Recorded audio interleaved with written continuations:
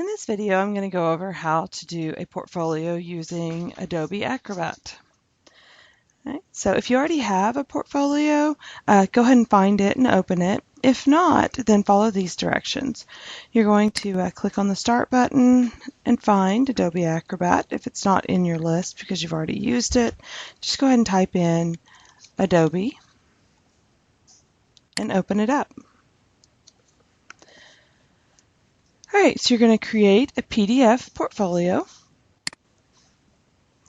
You need to pick which format you want it to look like. And if you don't like the format you picked, you can change it later. But just go through and look through what it would look like. So freeform, grid, linear, and wave. And I personally like the freeform. Okay, and finish. Like I said, later you can change it. Notice it says portfolio layouts, and I could change it to any of these after I get my stuff on there. All right, so the first thing I want you to do is add a picture and a title block to this header right here. So I'm going to click on the header, and if you look over here on the right, it gives me some options. So add image, I click on it, go to my pictures or wherever you might have stored a picture, and you can put a picture on this header area. All right, now I'm ready to add a text box, so I clicked in it again. I click Add Text, and in here I'm going to double click, and it gives me these options over here to change my font, change the color, the size. If I click on it, I personally like Georgia, so I'm going to go to Georgia and click on it. And I'd like it a little bit bigger, so maybe I'll go down to about 48. I really like the color purple, so I'm going to pick it. All right, and then I'm going to click on here again and type in Mrs. Hogan's portfolio. All right, now as you can tell, it's not large enough, so I'm just going to make it a little bit bigger. I can also change the background. I clicked on the part again, and I can make it a little bit darker so that you can see it better. Okay, I can change the background color if I wanted to. Right, say I wanted it to be a little bit lighter pink underneath it or something. You can change the color, and then you can change like the opacity, whatever color you wanted. And I can also change the visual theme. Right, if I don't like this wood look on the background, I can click Clean, Spring, the Tech Office is the wood, Modern, Translucent, pick whatever color you like. There's also some import custom themes, and you can play with that if you'd like. You can change your palette. Basically, this is the colors that your folders will be. Right, so pick whatever color you want. I'll just pick this for now. You can always play with it later and after you get your folders in there.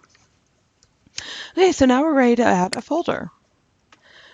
So I need to create a folder. If I click Add a Folder, I'll show you what happens. It brings up the folders in your documents. And that's really not what we're wanting to do. We're wanting to go in and pick and choose what we put into our portfolio.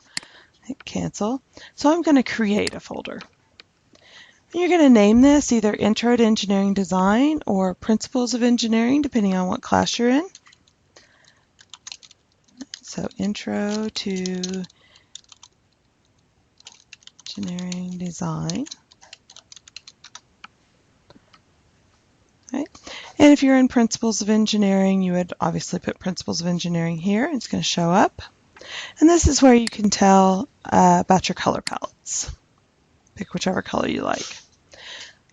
Okay, so I'm going to double click on that. And for this first unit, we're going to have you put in the paper bridge. For the first unit in Principles of Engineering, I think what we're planning on doing is the compound machine, which we'll be doing here soon. Okay, so I need to create another folder.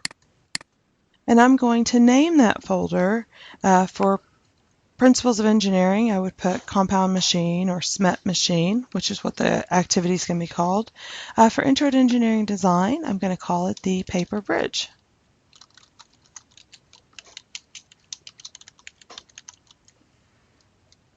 Okay. All right, so now I'm going to double click on this paper bridge folder, and I'm going to start adding files. You're going to want to make sure that all of your files are saved in a PDF format, or if you're doing a picture, you can save it as a PNG or a JPEG. But don't ever save any of your things as a Word document or basically anything besides PDF. All right, and whenever you're putting in your inventor files, make sure that you save it as a PDF or save it as a picture using Faststone Capture. All right, so I'm going to add a file, and I just kind of want to show you what I mean by that. All right, the things that you're going to make sure that you always put in are a copy of your engineering notebook. You're going to scan it, saving it to PDF on the scanner. Make sure you have it all on one document. And you're going to take a picture of whatever your item is that you're going to be putting in there and put that in. Also, if you can do a design brief, if you've got a really good design brief, that looks good in there as well to show exactly what you were designing. But I want to kind of show you what I mean by why PDF and not Word, so you can see the difference.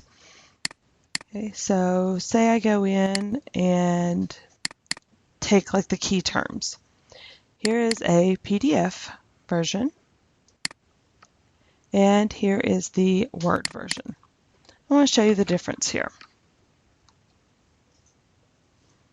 All right, so when I open up the Word version, notice I can't change it. I can't see any more than just that. I would actually have to open up the document to see the entire thing. But if I look at the PDF version, I can scroll down and see all the pages. So I don't actually have to open up the document. I can just scroll.